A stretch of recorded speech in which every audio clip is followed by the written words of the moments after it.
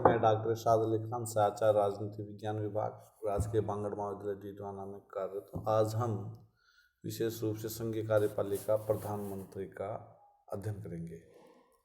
प्रधानमंत्री के संदर्भ में हम जैसे कि ज्ञात है कि ब्रिटिश संविधान में प्रधानमंत्री का पद परंपरा पर आधारित है, लेकिन भारत में मंत्री पद को संविधान द्वारा मान्यता प्रदान की गई है। किंतु भारतीय संविधान में प्रधानमंत्री पद का संक्षेप में ही संविधान के अनुच्छेद 74, 75, 78 में उल्लेख किया गया है। अनुच्छेद 74 में कहा गया है कि राष्ट्रपति को उसके कार्यों के संपादन में सहायता और परामर्श देने के लिए एक मंत्रिपरिषद होगी, जिसका प्रधान प्रधानमंत्री होगा। अनुच्छेद 75 में कहा गया है कि 75(1) में कहा गया है कि प्रधानमंत्री की नियुक्ति राष्ट्रपति द्वारा होगी और वह प्रधानमंत्री की सलाह से अन्य मंत्रियों की नियुक्ति करेगा। अंत में अनुच्छेद 78 में राष्ट्रपति के साथ व्यवहार के संबंध में प्रधानमंत्री के 3 कर्तव्य बताए गए हैं। संविधान के ये संक्षिप्त प्रावधान ना तो प्रधानमंत्री की नियुक्ति की पद्धति को स्पष्ट कर पाते और न ही उसे महत्वपूर्ण स्थिति को स्पष्ट कर पाते हैं जो देश की राज व्यवस्था में प्रधानमंत्री को प्राप्त है। वास्तव में प्रधानमंत्री पद से संबंधित समस्त अध्ययन सिद्धांत की अपेक्षा व्यवहार में ही आधारित हो सकती है। राष्ट्रपति का चयन व नियुक्ति यानी कि प्रधानमंत्री का चयन उस दल द्वारा किया जाता है जिसे लोकसभा में बहुमत प्राप्त हो, फिर उसकी नियुक्ति राष्ट्रपति द्वारा की जाती है। इस प्रकार दल द्वारा चयन पहले होता है और फिर उसकी नियुक्ति बाद में। 1946 में प्रधानमंत्री पद के लिए 2 दावेदार हो सकते थे, पंडित नेहरू और सरदार पटेल। इनमें से महात्मा गांधी द्वारा पंडित नेहरू को प्रधानमंत्री पद के लिए चुना गया। इस प्रकार पंडित नेहरू ने प्रधानमंत्री पद महात्मा गांधी के आशीर्वाद से प्राप्त किया, लेकिन वे अपने ही अधिकार से इस पर बने रहे। 1950 में सरदार पटेल की मृत्यु के बाद कांग्रेस दल में कोई भी ऐसा व्यक्ति नहीं था जो पंडित नेहरू की सत्ता को चुनौती दे सकता। अतः प्रथम, द्वितीय और तृतीय आम चुनाव के बाद दल के द्वारा पंडित नेहरू का दल के नेता के रूप में चयन और राष्ट्रपति द्वारा उसकी प्रधानमंत्री के रूप में नियुक्ति मात्र एक औपचारिकता ही थी। 1950 से लेकर अब तक प्रधानमंत्री के चयन और नियुक्ति के प्रसंग में 4 प्रकार की स्थितियां हैं। वे निम्नलिखित प्रकार से हैं। जैसे स्वयं जनता द्वारा प्रधानमंत्री का चयन। जब किसी एक नेता के नाम पर कोई राजनीतिक दल या दलीय गठबंधन लोकसभा में बहुमत प्राप्त करता है, चुनाव जीतता है, तब यह समझा जाता है कि स्वयं जनता ने प्रत्यक्ष निर्वाचन के आधार पर प्रधानमंत्री का चयन किया। 1952, 57 और 1962 में स्वयं जनता ने प्रधानमंत्री पद के लिए पंडित नेहरू का चयन किया था। 1971 और 1980 में श्रीमती गांधी और दिसंबर 1984 में राजीव गांधी का इस पद के लिए चयन भी स्वयं जनता ने किया था। 1999 में प्रधानमंत्री चयन में जनता ने महत्वपूर्ण भूमिका निभाई। मई 2014 में प्रधानमंत्री नरेंद्र दामोदर दास मोदी के चयन में भी जनता ने महत्वपूर्ण भूमिका निभाई। दूसरा जो हम कह सकते हैं, आम सहमति के आधार पर प्रधानमंत्री का चयन। 1964 में लाल बहादुर शास्त्री, 1967 में श्रीमती इंदिरा गांधी, 1977 में मोरारजी देसाई, दिसंबर 1989 में वीपी सिंह, जून 1991 में पीवी नरसिम्हा राव और मई 1996 और अप्रैल 1993 में क्रमशः देवगौड़ा और गुजराल ने आम सहमति के आधार पर प्रधानमंत्री पद प्राप्त किया था। तीसरा हम कह सकते हैं, लोकसभा के बहुमत दल या बहुमत वाले गठबंधन में नेता पद के लिए चुनाव, संघर्ष और प्रधानमंत्री का चयन। यानी 1966 में लाल बहादुर शास्त्री जी के निधन के बाद कांग्रेस संसदीय दल ने श्रीमती इंदिरा गांधी और श्री मोरारजी देसाई 2 उम्मीदवारों में से श्रीमती गांधी को नेता चुना था। चौथा हम कह सकते हैं, लोकसभा में दलीय स्थिति स्पष्ट न होने या आकस्मिक रूप से प्रधानमंत्री पद का रिक्त हो जाने पर राष्ट्रपति द्वारा संविवेक के आधार पर प्रधानमंत्री का चयन। यानी 1979 में चौधरी चरण सिंह और नवंबर 1990 में चंद्रशेखर का प्रधानमंत्री पद पर चयन राष्ट्रपति द्वारा संविवेक के आधार पर किया गया। 1984 में श्रीमती इंदिरा गांधी के देहावसान के बाद श्री राजीव गांधी का प्रधानमंत्री पद के लिए चयन लगभग इसी श्रेणी में आता है। लोकसभा चुनाव के तुरंत बाद अप्रैल 1996 में वाजपेयी कि प्रधानमंत्री पद की नियुक्ति भी इसी श्रेणी में आती है। प्रधानमंत्री का चयन मार्च 1998 में, जब 12वीं लोकसभा का सबसे बड़ा दल भाजपा ही थी, भाजपा ही अपने सहयोगियों के साथ मिलकर सरकार बनाने की स्थिति में थी। भाजपा ने चुनाव के पूर्व ही वाजपेयी को अपना संसदीय नेता घोषित कर दिया था और भाजपा को प्राप्त सफलता में वाजपेयी का निश्चित योगदान है। इस दृष्टि से वाजपेयी को प्रधानमंत्री पद के लिए जनता की पसंद ही कहा जा सकता है, लेकिन यह आशंका आंशिक रूप से सत्य है, क्योंकि लोकसभा में भाजपा की स्थिति स्पष्ट बहुमत से बहुत दूर थी। प्रधानमंत्री का चयन अक्टूबर 1999 में राष्ट्रीय लोकतांत्रिक गठबंधन ने 13वीं लोकसभा के चुनाव वाजपेयी के नेतृत्व में लड़े थे। इस दृष्टि से 1999 प्रधानमंत्री के चयन में जनता ने महत्वपूर्ण भूमिका निभाई। प्रधानमंत्री का चयन मई 2004 ईस्वी में 14 लोकसभा चुनाव के बाद प्रधानमंत्री का चयन विभिन्न स्थितियों से होकर गुजरा और लोकसभा में एक दल के रूप में कांग्रेस और एक गठबंधन के रूप में कांग्रेस गठबंधन के सदस्यों की संख्या सबसे अधिक थी और चुनाव परिणाम आने के लगभग तुरंत बाद ही वामपंथी गठबंधन ने स्पष्ट कर दिया कि वह सरकार के गठन में कांग्रेस दल का समर्थन देगा। इस प्रकार कांग्रेस गठबंधन को लोकसभा में बहुमत प्राप्त हो गया। कांग्रेस द्वारा सोनिया गांधी को सर्वसम्मति से अपना नेता चुने जाने के बाद समर्थक दलों ने सोनिया गांधी को अपना समर्थन पत्र सौंप दिया और इस प्रकार सोनिया गांधी का प्रधानमंत्री बनना निश्चित समझा गया। लेकिन 18 मई को सोनिया गांधी ने कांग्रेस संसदीय दल की बैठक में घोषणा की कि मेरी अंतरात्मा कहती है कि मैं प्रधानमंत्री पद स्वीकार न करूं।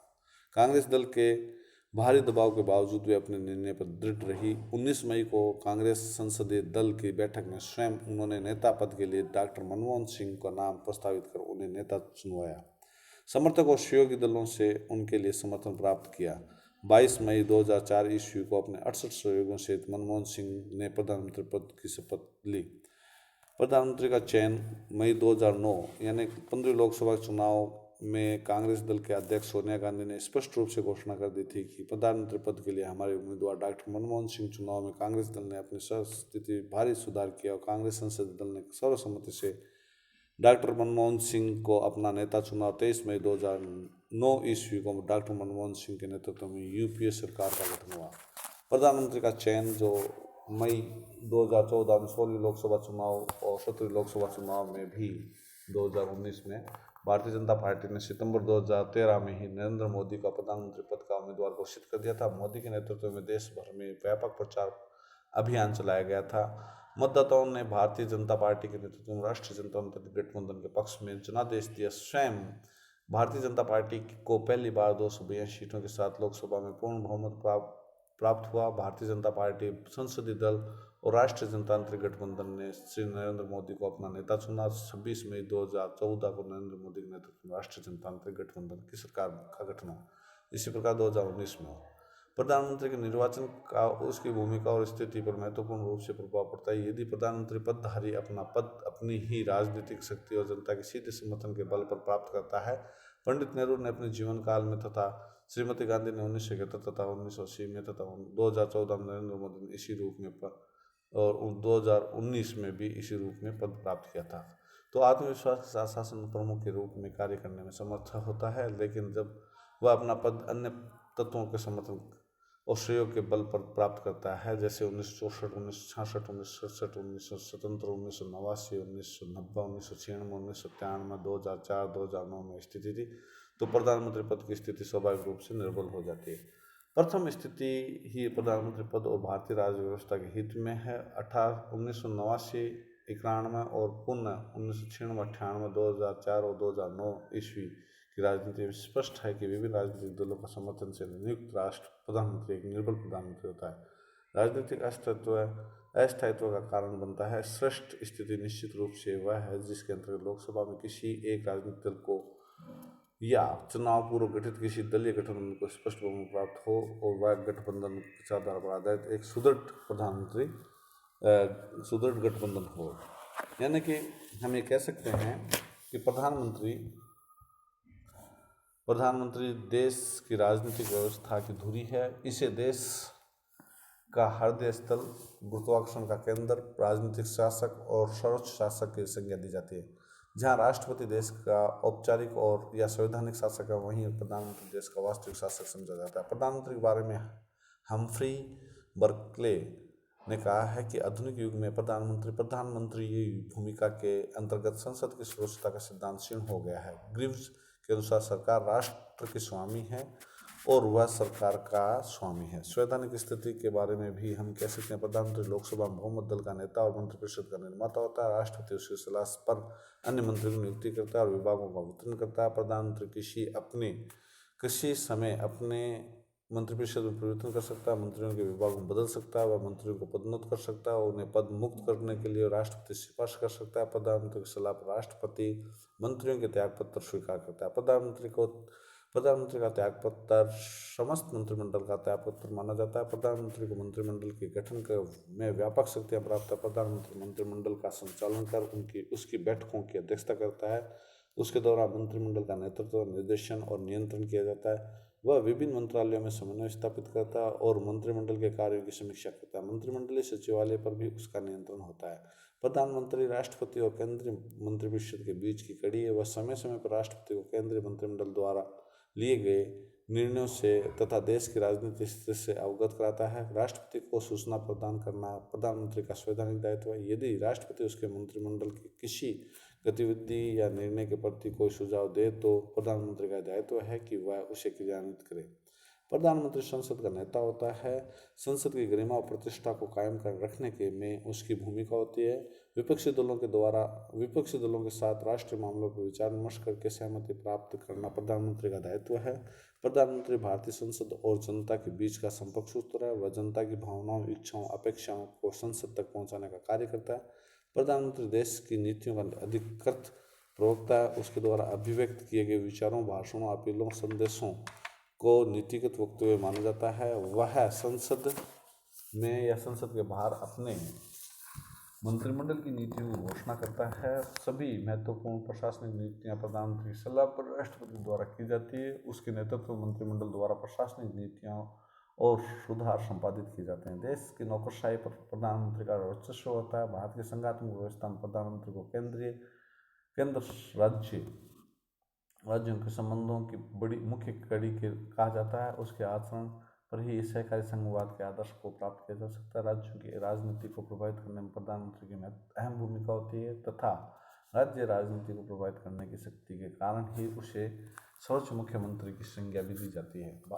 प्रधानमंत्री देश की एकता और अखंडता का मुख्य सूत्रधार है। उसके सुदृढ़ नेतृत्व में ही देश में सांप्रदायिकता, जाति, आतंकवादी, पृथकतावादी, अलगाववादी तत्वों को शक्ति से कुचला जा सकता है। उसका निर्बल नेतृत्व देश को भारी नुकसान पहुंचा सकता है। प्रधानमंत्री को संसद के निम्न सदन लोकसभा को भंग करने की महत्वपूर्ण शक्ति प्राप्त है। अगर वो राष्ट्रपति से लोकसभा भंग करने की सिफारिश करे तो राष्ट्रपति उसकी सलाह पर लोकसभा को भंग करने का निर्णय लेता है, जो प्रधानमंत्री का विशेष अधिकार बन गया। प्रधानमंत्री को विदेश नीति का निर्माता भी माना जाता है। अंतर्राष्ट्रीय संबंधों के निर्धारण करने, विदेशी राष्ट्रों के साथ संधियों, समझौता संपन्न करने की अहम भूमिका होती है। प्रधानमंत्री और मंत्रियों की नियुक्ति में राष्ट्रपति की भूमिका होती है, जिसमें प्रचलित के अनुसार अभी मैंने बताया कि प्रधानमंत्री की नियुक्ति राष्ट्रपति और अन्य मंत्रियों की नियुक्ति राष्ट्रपति प्रधानमंत्री के परामर्श से करेगा। भारत में संवैधानिक दृष्टि से प्रधानमंत्री के लिए नियुक्ति के समय संसद सदस्य होना आवश्यक और अनिवार्य नहीं है। जून 1991 में जब पीवी नरसिम्हा राव को प्रधानमंत्री नियुक्त किया गया तो वे संसद के किसी भी सदन के सदस्य नहीं थे। मई 1996 में जब राष्ट्रपति शंकरदयाल शर्मा ने कर्नाटक के मुख्यमंत्री एच.डी. देवेगौड़ा को प्रधानमंत्री पद पर नियुक्त किया तो वे भी संसद के सदस्य नहीं थे। यद्यपि ब्रिटिश परंपरा अनुसार उससे अपेक्षा यही की जाती है कि उसे संसद के किसी भी सदन का सदस्य होना चाहिए। यदि वह नियुक्ति के समय संसद सदस्य नहीं है तो 6 महीने के अंदर संसद के किसी भी सदन की सदस्यता प्राप्त करनी चाहिए। यदि वह वांछित समय में संसद का स्थान प्राप्त करने में असमर्थ रहता है तो वह प्रधानमंत्री नहीं रहेगा। साथ ही उसे लोकसभा में बहुमत दल का विश्वास और समर्थन प्राप्त होना चाहिए, क्योंकि वह संवैधानिक दृष्टि से लोकसभा के प्रति सामूहिक रूप से उत्तरदायी होता है। इंग्लैंड में परंपरा यह है कि प्रधानमंत्री को कॉमन सभा का ही सदस्य होना चाहिए, परंतु भारत में ऐसी कोई परंपरा स्थापित नहीं हुई है। केंद्र और राज्य दोनों ही स्थानों पर प्रधानमंत्री और मुख्यमंत्री की नियुक्ति उस सदन से संबंधित व्यक्तियों में से भी हुई है। यदि लोकसभा में किसी दल को स्पष्ट रूप से पूर्ण बहुमत प्राप्त हो और वह दल अपना सर्वमान्य नेता रखता है या निर्वाचित कर सकता हो तो राष्ट्रपति को प्रधानमंत्री की नियुक्ति में साधारण परिस्थिति में कोई सर्वविवेकी अधिकार प्राप्त नहीं है। यद्यपि संविधान के अनुसार राष्ट्रपति पर इस संबंध में कोई प्रतिबंध नहीं लगाया गया है, वह किसी भी व्यक्ति को प्रधानमंत्री नियुक्त कर सकता है, परंतु व्यवहारिक राजनीति में ब्रिटिश सम्राट की तरह उसे बहुमत दल के नेता को ही प्रधानमंत्री पद के लिए आमंत्रित करना पड़ता है। कुछ असाधारण परिस्थितियों में इंग्लैंड के राजा की भांति भारतीय राष्ट्रपति भी स्वविवेक के अधिकार का प्रयोग कर सकता है। यदि किसी दल के लोकसभा में स्पष्ट बहुमत प्राप्त न हो या बहुमत प्राप्त दल अपना कोई सर्वमान्य नेता न रखता हो अथवा नेता पद का दावा एक से अधिक व्यक्ति करते हों तो उसे स्वविवेक के अधिकार को प्रयुक्त करने का अवसर प्राप्त हो सकता है।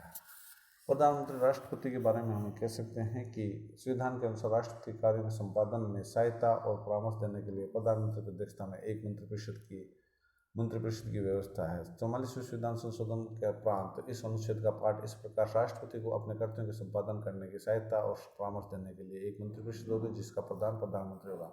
राष्ट्रपति अपने कर्तव्यों के निर्वहन में उसके परामर्श के अनुसार चलेगा। राष्ट्रपति मंत्रिपरिषद से मंत्रणा पर पुनर्विचार की मांग कर सकते हैं। ऐसे पुनर्विचार के बाद जो भी परामर्श या मंत्रणा राष्ट्रपति के पास भेजी जाती है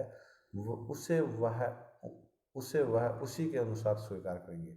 इस नवीन व्यवस्था ने अनिवार्य कर दिया कि राष्ट्रपति किसी परामर्श या मंत्रणा को मंत्रिपरिषद के पास पुनर्विचार के लिए भेज सकता है, लेकिन पुनर्विचार में यदि मंत्रिपरिषद मूल मंत्रणा में कोई परिवर्तन नहीं करता है तो राष्ट्रपति को उसे स्वीकार कर लेना पड़ता है। संविधान में यह स्पष्ट उल्लेख है कि मंत्रियों द्वारा राष्ट्रपति को दी गई मंत्रणा के संबंध में किसी विषय पर किसी न्यायालय में जांच नहीं की जाएगी। प्रधानमंत्री का कर्तव्य है कि भारत संघ के कार्यों के संबंध में मंत्रिपरिषद के निर्णयों से तथा अन्य संबंधित जानकारी से राष्ट्रपति का समय समय पर अवगत कराएं। प्रधानमंत्री का यह कर्तव्य है कि वह अगर राष्ट्रपति चाहे तो किसी ऐसे मामले को जिस पर किसी मंत्री ने निर्णय कर लिया हो परंतु जिस पर मंत्रिपरिषद द्वारा विचार नहीं किया गया हो, मंत्रिपरिषद के विचारार्थ प्रस्तुत करें। व्यवहारिक राजनीति में प्रधानमंत्री की स्थिति निश्चित ही अधिक मजबूत होती है जब राष्ट्रपति भवन में एक मैत्रीपूर्ण व्यक्तित्व हो। एक मैत्री विहीन राष्ट्रपति पर्याप्त सीमा तक प्रधानमंत्री के लिए कठिनाई उपस्थित कर सकता है। यह देश के हित में है कि प्रधानमंत्री राष्ट्रपति एक दूसरे को सहयोग देते और अपने कर्तव्यों का निर्वहन करे। वैसे संवैधानिक व्यवस्था की मांग है कि राष्ट्रपति वही करे जो प्रधानमंत्री परामर्श दे। प्रधानमंत्री का शक्तिशाली व्यक्तित्व पर व्यापक प्रभाव किसी व्यक्ति को राष्ट्रपति पद पर आसीन कराने में निर्णायक भूमिका अदा कर सकता है, किंतु पद पर आसीन होने के बाद वह व्यक्ति राजनीतिक तटस्थता रखते हुए अपने उत्तरदायित्वों को निभाता है। भारत के सभी राष्ट्रपतियों ने इस व्यवस्था परंपरा से सहमति प्रकट की है। राष्ट्रपति को मंत्रिपरिषद की मंत्रणा के अनुसार अपनी शक्तियों का प्रयोग करते हुए निर्माण करना चाहिए। जोआई बनाम भारत संघ, UN राव बनाम इंदिरा गांधी, शमशेर सिंह बनाम स्टेट ऑफ पंजाब के वादों में उच्चतम न्यायालय के निर्णयों से भी उपरोक्त मत की ही पुष्टि होती है।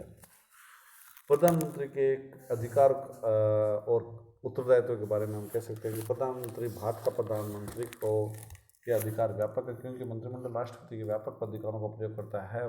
आपात स्थिति मंत्रिमंडल के अधिकार और भी व्यापक हो जाते हैं। मंत्रिमंडल प्रधानमंत्री के नेतृत्व में कार्य करता है और प्रधानमंत्री ही सर्वस्व होता है। प्रधानमंत्री की असाधारण शक्तियों पर टिप्पणी करते हुए संविधान सभा में प्रोफेसर केटी शाह ने कहा था कि उसकी विशाल शक्तियों को देखते हुए यह भय लगता है कि यदि वह चाहे तो किसी भी समय देश का अधिनायक बन सकता है। प्रधानमंत्री की वास्तविक शक्ति बहुत कुछ उसके व्यक्तित्व, चरित्र और उसके नेतृत्व क्षमता में निहित है। वह इस बात पर निर्भर है कि उसका चयन किस प्रकार हुआ। यदि प्रधानमंत्री का चयन उसके स्वयं के व्यक्तित्व और दल में उसकी सुदृढ़ स्थिति के कारण हुआ है तो प्रधानमंत्री की स्थिति निश्चित ही मजबूत होती है। यदि प्रधानमंत्री के चयन में दलीय नेताओं, मुख्यमंत्री आदि का विशेष आता तो वे एक कमजोर प्रधानमंत्री का चयन करने को लालायित हो सकते हैं। यानी कि इस प्रकार से प्रधानमंत्री की भूमिका जो निर्वाचन संबंधित जब लाल बहादुर शास्त्री प्रधानमंत्री बनाया गया था तब कांग्रेस अध्यक्ष कामराज ने कहा था कि प्रधानमंत्री समकक्षों में प्रथम से अधिक नहीं होगा। 1966 में श्रीमती इंदिरा गांधी का चयन में कांग्रेस के सिंडिकेट गुट की प्रमुख भूमिका होने के कारण उसकी स्थिति कमजोर रही, लेकिन 1971 में लोकसभा के मध्यावधि चुनाव में उनको लोकसभा में 2/3 बहुमत मिलने से उनकी स्थिति बहुत सुदृढ़ हो गई। 1977 में जनता पार्टी के घटकवाद के कारण प्रधानमंत्री मोरारजी देसाई की स्थिति सुदृढ़ रही। अल्पमतीय प्रधानमंत्री श्री चौधरी चरण सिंह, VP सिंह, चंद्रशेखर, PV नरसिम्हा अल्पमतीय स्थिति में, जब SD देवेगौड़ा आए के गुजराल और अटल बिहारी की स्थिति उतनी सुदृढ़ नहीं रही। निर्वाचन के स्वरूप का प्रधानमंत्री की भूमिका पर प्रभाव, जैसे कि 15 अगस्त 1947 से 26 जनवरी 1950 को संविधान लागू होने तक पंडित जवाहरलाल नेहरू प्रथम प्रधानमंत्री के रूप में प्रतिष्ठित हो चुके थे। सरदार पटेल की दल में शक्तिशाली प्रभाव और नियंत्रणकारी स्थिति के कारण उनका नेतृत्व निर्विवाद और चुनौतियों से रहित नहीं था।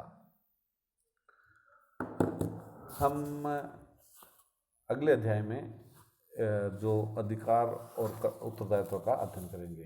धन्यवाद।